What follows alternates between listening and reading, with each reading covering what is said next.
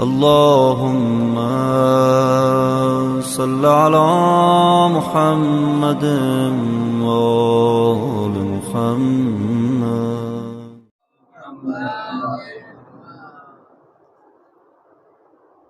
اعوذ باللہ من الشیطان الرجیم.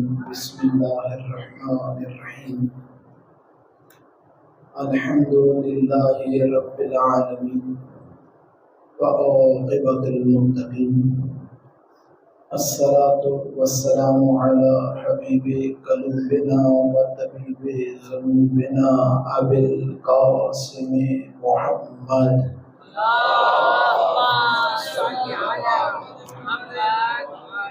وعلى بيته الطيبين الطاهرين المعصومين ولعن الله على أعدائهم أجمعين. أما بعد فقد قال سبحانه وتعالى في كتابه المجيد وفرقانه الحميد وقوله الحق. بسم الله الرحمن الرحيم. فبأي آلاء ربكما تكذبان. صلوات. اللهم صل على محمد. نعرہ تکبیر، نعرہ رسالت، یا رسول اللہ، نعرہ حیدری، یا حیدر، حسینیت، زندہ باد، جزیدیت، مردہ باد. خاندان سیدہ زہرا صلوات اللہ علیہا پر بآواز بلند صلوات. اللهم صل على محمد وآل محمد. پروردگار آپ تمام مومنین کا اس فرش عزا پر آنا اپنی بارگاہ میں قبول و منظور فرمائے. اپنے دلوں میں جو حاجات لے کر آئے ہیں پروردگار سب کی حاجات پوری فرمائے. خاص طور پہ دو لڑکوں کے لیے، دو جوانوں کے لیے، دو مومنین کے لیے کہا گیا ہے. باہر ہیں، کاغذ وہ بنوانا چاہتے ہیں باہر کی نیشنلٹی کے لیے. پروردگار اگر ان کے حق میں یہ معاملات بہتر ہیں تو ان کو اس معاملے میں کامیاب اور کامران فرما. اور جتنے آپ حاضرین تشریف فرما ہیں آپ سب کے مرحومین کے پروردگار درجات میں مزید بلندیاں عطا فرمائے. شفاعت محمد رب محمد نصیب فرمائے. ہم سب جب تک زندہ رہیں معصومین علیہ السلام کے روزوں کی زیارت نصیب فرمائے، اور جب دنیا سے چلے جائیں تو ان کی شفاعت نصیب فرمائے. بانیان جو اس مجلس کا اہتمام کرتے ہیں پروردگار ان کی توفیقات خیر میں اضافہ فرما. پروردگار سے دعا ہے کہ جتنے شہداء ہیں، شہداء مسجد زینبیہ، شہداء ملت جعفریہ، علماء مراجع جتنے اس دنیا سے رخصت ہو چکے ہیں پروردگار سب کے درجات میں مزید بلندیاں عطا فرمائے. اپنی اپنی دعاؤں کی قبولیت کے لیے، اپنے اپنے مرحومین کی بلندی درجات کے لیے، اور ظہور امام زمانہ میں تعجیل کے لیے بآواز بلند صلوات.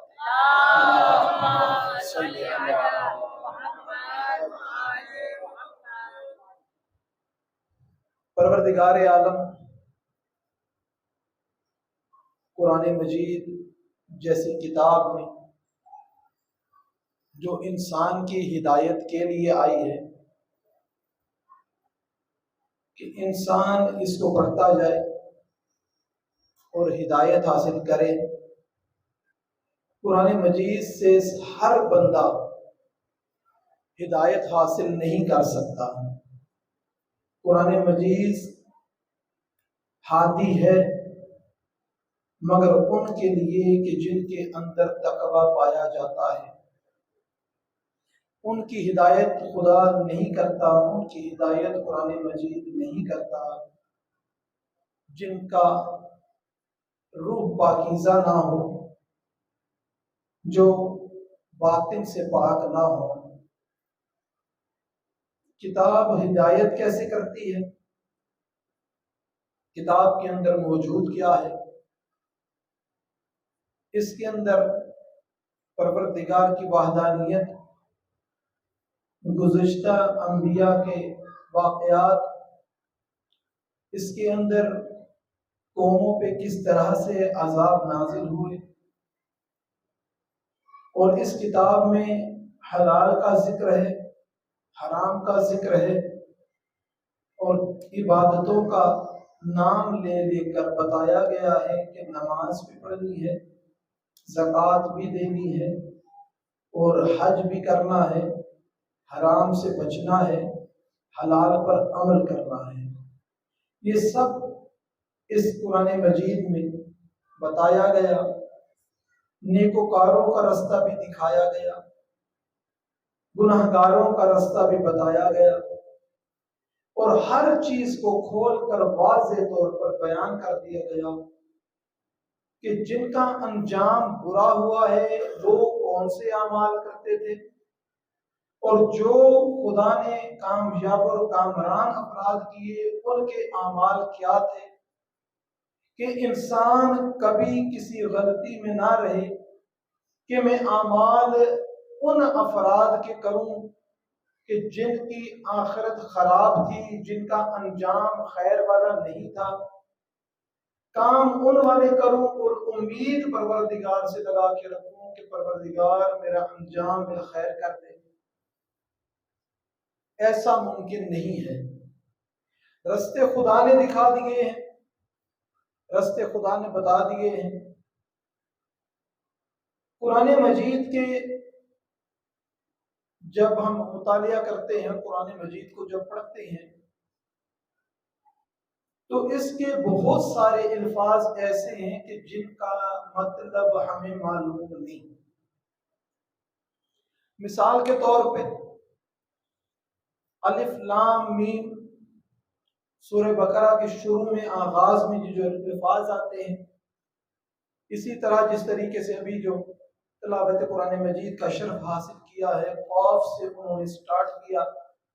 اب لفظ قاف کا جب اردو ترجمہ کیا جائے گا تو اس کو قاف ہی تحریر کیا جائے گا کہ یہ جو الفاظ ہیں کہ جن کا ترجمہ ہمیں نہیں معلوم، ان کا مطلب کیا ہے، ان کا راز جب تک کوئی رہنما نہ بتائیں تب تک ہمیں معلوم نہیں ہو سکتا۔ تو ان الفاظ کو اگر چھوڑ کر قرآن پورے کی تلاوت کی جائے تو کیا انسان یہ کہہ سکتا ہے کہ اس نے کامل قرآن کی تلاوت کی ہے؟ جن کا مطلب ہی نہیں آتا، جن کی سمجھ ہی نہیں آتی، جو عقل میں آتے ہی نہیں، کیا ان کو چھوڑ دیا جائے اور باقی قرآن کی تلاوت کر لی جائے؟ تو یہی حکم ہوگا کہ ان کا جب تک بیچ میں ان کو شامل کر کے قرآن مجید کی تلاوت کو مکمل نہیں کیا جائے گا، یا جب تک ان الفاظ کو ساتھ ملا کر جب تک الف لام میم پڑھ کے سورہ بقرہ کو مکمل کیا جائے گا تب سورہ بقرہ جو ہے وہ مکمل تصور کی جائے گی، ورنہ الف لام میم بے شک سمجھ نہ آئیں، عقل میں نہ آئیں، مگر قرآن مکمل اس کے ساتھ ہی ہوگا، اس کے ساتھ ہی ہو۔ اس کو چھوڑنے کا کسی طور بھی حکم نہیں ہے کہ انسان کو سمجھ نہیں آتے، عقل میں نہیں آتے تو ان کو چھوڑ دیا جائے۔ تو اسی طریقے سے آل محمد علیہ السلام ہماری سمجھ میں آتے نہیں ہیں، ان کی شان کیا ہے، ان کا رتبہ ہمیں معلوم نہیں ہے۔ اب جب ان کی شان سے ہم واقف نہیں ہو سکتے، ان کے مقام کا ادراک ہمارا ذہن نہیں کر سکتا، تو ان ہستیوں کی سیرت کو اپنانے کی ضرورت ہے یا نہیں؟ جب تک ان کی سیرت کو نہیں اپنائیں گے تب تک انسان کامیاب و کامران نہیں ہو سکتا۔ آل محمد علیہ السلام جس کے ذہن میں نہیں مارے، ان کی معرفت تک وہ نہیں پہنچ پا رہا، تو وہ یاد رکھیں کہ ان کی وہی اہمیت ہے جو قرآن مجید میں حروف مقطعات کی اہمیت ہے، کہ قرآن ان کے بغیر کامل نہیں ہے، اسی طریقے سے خدا کا دین ان کے بغیر کامل اور مکمل نہیں ہے۔ صلوات پڑھیں محمد اور آل محمد پر۔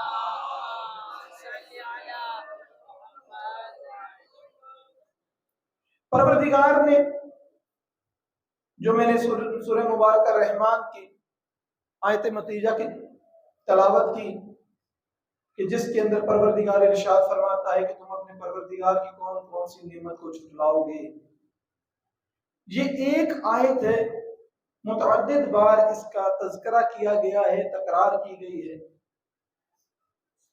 ایسا نہیں ہے کہ خدا کے پاس الفاظوں کی کمی تھی اور الفاظ مل نہیں رہے تھے تو خدا نے بار بار ایک ہی آیت کی تکرار کر دی، تم اپنے پروردگار کی کون کون سی نعمت کو جھٹلاؤ گے، تم اپنے پروردگار کی کون کون سی نعمت کو جھٹلاؤ گے۔ پروردگار خالق الفاظ ہے، الفاظوں کا خلق کرنے والا ہے، وہ جب چاہے جو چاہے جہاں سے چاہے۔ اگر وہ کسی چیز کا تکرار کر رہا ہے، وہ ذات اقدس کسی چیز کا بار بار اظہار کر رہی ہے، تو ماننا پڑے گا کہ ہر فَبِأَيِّ آلَاءِ رَبِّكُمَا تُكَذِّبَانِ ایک الگ معنی اور مفہوم میں پروردگار ارشاد فرما رہا ہے۔ جناب سرور کائنات حضرت محمد مصطفیٰ صلی اللہ علیہ وسلم کی ہستی اگر ہم نظر کریں اور اس آیت مدیہ کو دیکھیں تو یہی سمجھ آتی ہے کہ جناب سرور کائنات کی ذات پروردگار نے ایسی عطا کی ہے، اتنی بڑی نعمت ہے، پھر پروردگار ارشاد فرمائے کہ کس کس نعمت کو جھٹلاؤ گے، میں نے آپ کو مصطفیٰ بھی عطا کیا ہے، میں نے آپ کو مرتضیٰ بھی عطا کیا ہے، میں نے آپ کو فاطمہ سلام اللہ علیہا بھی عطا کی ہے، میں نے آپ کو حسن مجتبیٰ بھی عطا کیے ہیں، میں نے آپ کو حسین شہید کربلا بھی عطا کیے ہیں، تم اپنے پروردگار کی کون کون سی نعمت کو جھٹلاؤ گے؟ در حقیقت اصل میں ماشاءاللہ سب صاحب علم بیٹھے ہیں، جانتے ہیں کہ پروردگار جن نعمتوں کا تذکرہ سورہ رحمان میں کر رہا ہے وہ پھل فروٹ نہیں ہے، یہ وہ نعمت ہے جس کے لیے آج ہم دعائیں کرتے ہیں کہ مولا آپ کا ظہور ہو جائے تو ساری کائنات امن اور امان سے پر ہو جائے۔ یہ خدا کی نعمت ہے، پروردگار نے نعمتیں عطا کی ہیں، اور جب انسان شکر ادا نہیں کرتا تو خدا اس نعمت کو واپس بلا لیتا ہے۔ نہیں حق ادا کیا، آئمہ کی مقام کا، عزت و مرتبے کا، خدا نے واپس بلایا، لوگوں نے پھر دعائیں کی، پروردگار عطا پر عطا کرتا رہا، عطا پر عطا کرتا رہا۔ جب 11 نعمتیں خدا نے عطا کر دی، اس کے بعد پھر جب انسان نے شکریہ ادا کرنا چھوڑ دیا تو پروردگار نے اب 12ویں نعمت کو پردے میں رکھ لیا ہے کہ تب تک نہیں دوں گا جب تک خالص نیت سے نہیں مانگو گے، تب تک نہیں دوں گا۔ جتنی دعائیں، جتنی حاجات، جتنی خواہشات انسان اپنے اندر رکھتا ہے نا، ان سب دعاؤں کی قبولیت کا سبب ہے امام زمانہ جل اللہ تعالی فرجہ شریف۔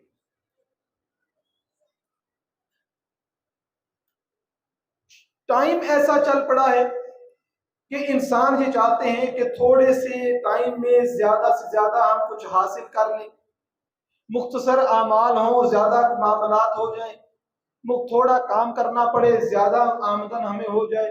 بہت زیادہ ایسے لوگوں کے ساتھ فراڈ بھی ہوتے ہیں جو تھوڑی سی دیر میں زیادہ کمانے کے سلسلے میں اپنا نقصان کرتے ہیں۔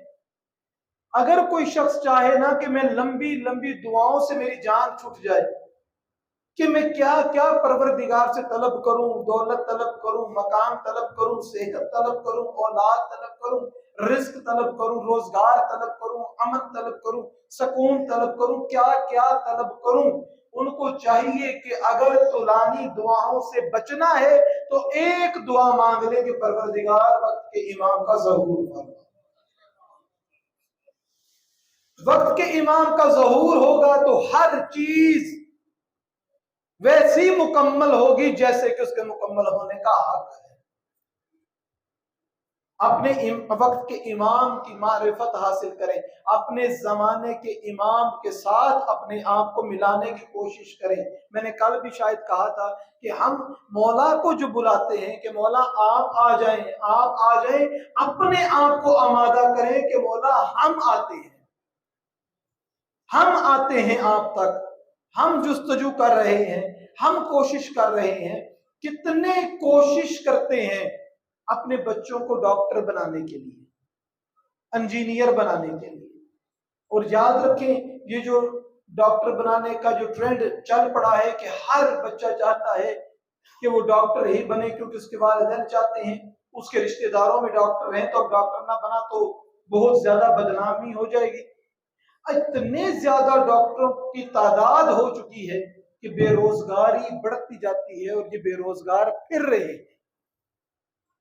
اتنی محنت ڈاکٹر بننے کے لیے، بابا بھی الگ پریشان ہے، والدہ الگ دعائیں کرتی ہیں، بیٹا بیٹی پڑھ پڑھ کے ان کی آنکھیں کمزور ہو گئی ہیں، اور وہ اتنی زیادہ محنت کرتے جا رہے ہیں.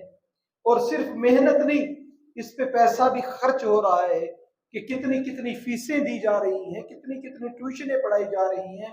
اتنا مشکل ترین کام یہ ڈاکٹر والا، سب گھر والے اکٹھے ہو کر کوشش کر کے اپنے بچے کو محنت کروا کے ڈاکٹر بنا ہی دیتے ہیں.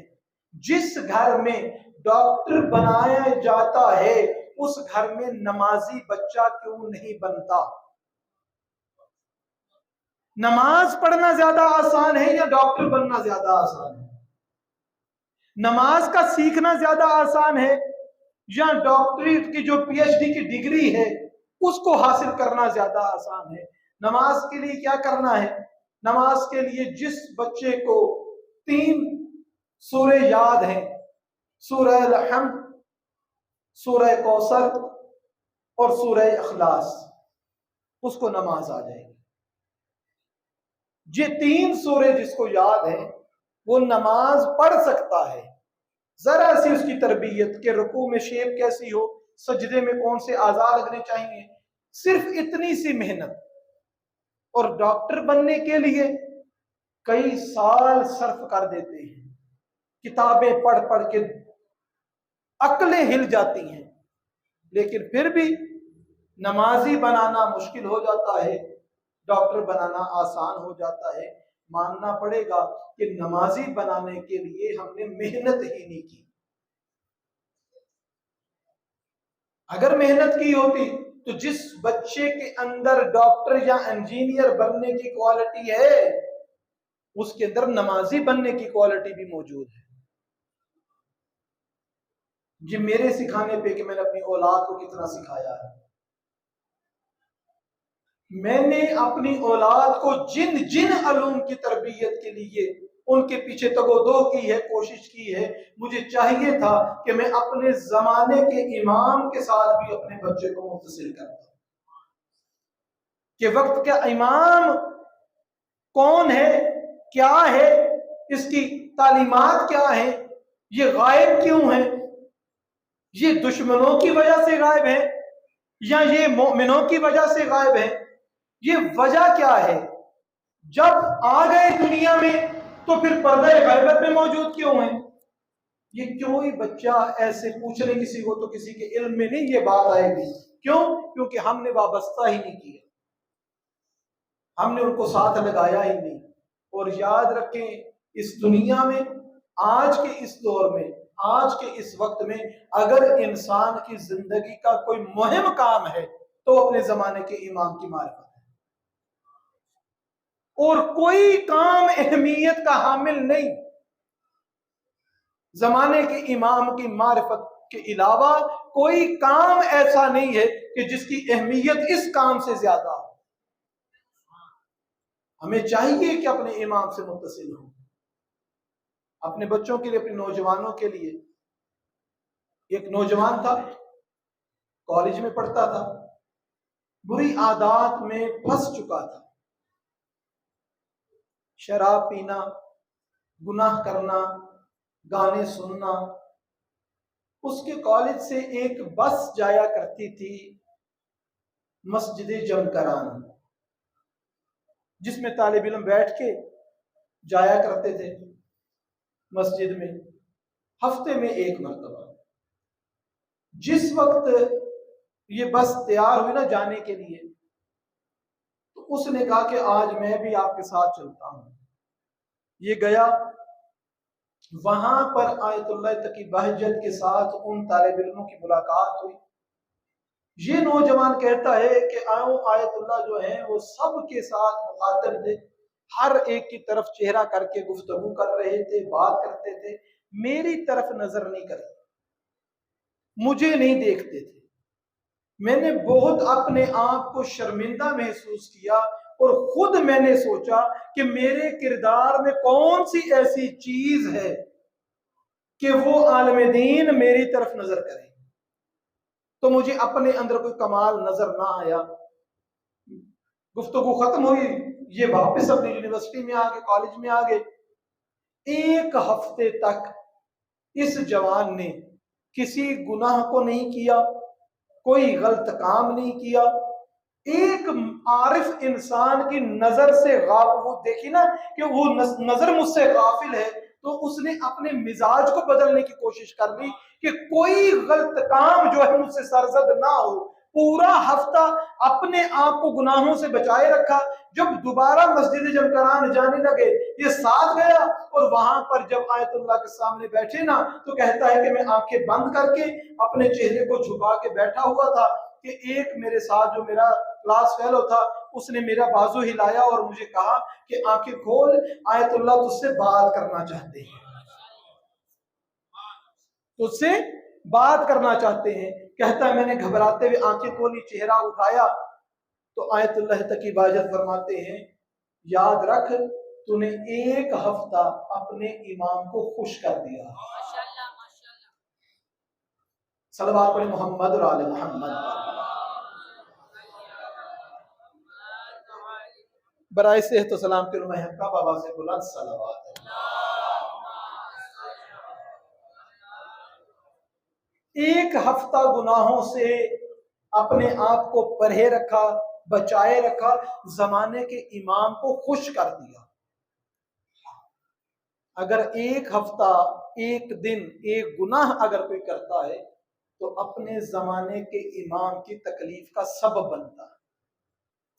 پروردگار ہمیں وہ بصیرت عطا فرمائے کہ وہ اعمال ہم کریں کہ ہمارے وقت کا امام ہم سے راضی اور خوشنود ہو جائے، اپنے امام کو خوش کرنے کے قابل بن سکیں. یہ جو ایام ہیں جنہیں ایام کہا جاتا ہے کہ یہ وہ دن ہیں کہ جن دنوں میں حضرت امام حسین علیہ السلام کا امتحان ختم ہو گیا تھا اور جناب زینب سلام اللہ علیہ کا امتحان شروع ہو گیا. بہترین طریقے سے آقا جان ذکر فضائل و مصائب جو ہے وہ بیان کر رہے ہیں. میں اپنی عبادت کو مکمل کرنے کے لیے صرف 1-2 جملے اور پھر اجازت چاہوں گا کہ بازار میں ایک ایسا وقت بھی آیا کہ جب لعین چاہتے تھے کہ تمام نیزے پہ جو سر مبارک سب کے رکھے ہوئے تھے ان کو لے کے جایا جائے، مگر ایک وقت ایسا آیا کہ حضرت امام حسین علیہ السلام والا جو نیزہ ہے نا وہ حرکت دینا چاہتے ہیں لیکن اپنی جگہ سے ہلتا نہیں. بڑی کوشش کرتے ہیں کس طریقے سے اس کو آگے لے کے جائیں لیکن وہ نہیں جاتا. لعنتی کہتا ہے کہ مجھے پتا ہے اس کو چلانا کیسے ہے. یہ تازیانہ اٹھاتا ہے اور اس امام کی پشت کے پیچھے آتا ہے جس کو بیڑیاں اور توک ڈلے ہوئے ہیں اور تازیانہ کمر پہ مارتا ہے. جیسے ہی تازیانہ لگتا ہے جناب زینب سلام اللہ علیہ کہتی ہیں بھیا اب بیمار بہت ہے، اس کے لیے آپ دعا کریں، آپ کیوں نہیں چل رہے؟ کہا بہن زینب میں کیا بتاؤں کہ میری بیٹی سکینہ اونٹ سے گر چکی ہے. جناب زینب سلام اللہ علیہ پیچھے کی طرف گئی تو کیا دیکھتی ہیں کہ کسی مزدور نے جناب سکینہ کو اپنی گود میں لیا ہوا ہے اور اس کو اپنی گود میں لٹایا ہوا ہے. جناب زینب سلام اللہ علیہ نے جب یہ دیکھا نا کہ کسی مزدور نے بی بی سکینہ کو اٹھایا ہوا ہے، گود میں لٹایا ہوا ہے، بی بی فرماتی ہیں کہ اے بی بی میں آپ پہ خوش ہوں میں آپ کی شفاعت کروں گی، میں اپنے نانا کو کہوں گی کہ آپ کی شفاعت کرے کہ آپ نے ہماری یتیمہ کا خیال کیا ہے۔ تو جیسے ہی سنا نا کہ میں اپنے نانا سے کہوں گی، میں اپنی ماں سے کہوں گی کہ آپ کی شفاعت کرے، تو اس وقت جیسے ہی ماں کا نام آیا نا تو وہ جو مستور تھی جس نے گود میں اٹھایا ہوا تھا، اس نے اپنے چہرے کا نقاب الٹا اور زینب سے کہا کہ زینب بیٹی پہچان، میں تیری ماں فاطمہ ہوں، میں کیسے بھول سکتی ہوں کہ تجھے مصیبت بھرے سفر میں اکیلا چھوڑ دوں۔ اللہ لعنت اللہ علی القوم الظالمین۔ اللہم صلی علی محمد وعلی